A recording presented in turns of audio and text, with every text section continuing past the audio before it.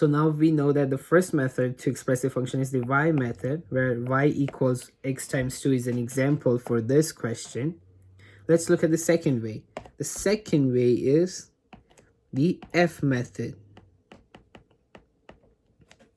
But what does the f do? Well, the f here is a acronym, or is a short for function. The f stands for function here. And it will be the same thing as the y method, but just instead of this y here, you replace the y with f. And you write the f equals x times 2.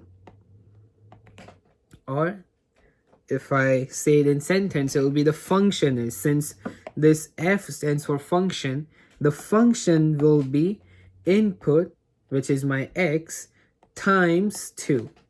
It's the same as my question. The function multiplies the input by a factor of 2. The same thing, f stands for function, equals to the input times 2, multiplies by a factor of 2.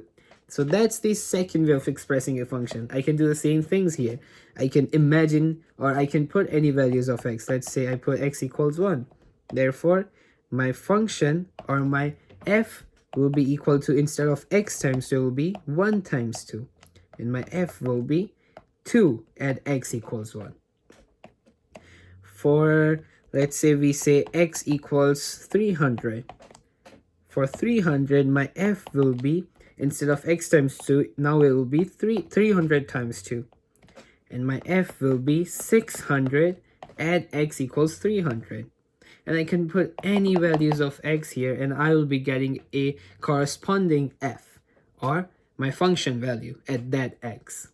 So this is the second way of expressing a function, which is the f method, where the function, or f, will be equal to whatever the function or the question tells us. Here it said that the function multiplies the input by a factor of 2, and that's what we did. The function equals input times 2. Now let's look at the third way, or the third and the last way, which is most probably the most used way, and it'll be very helpful.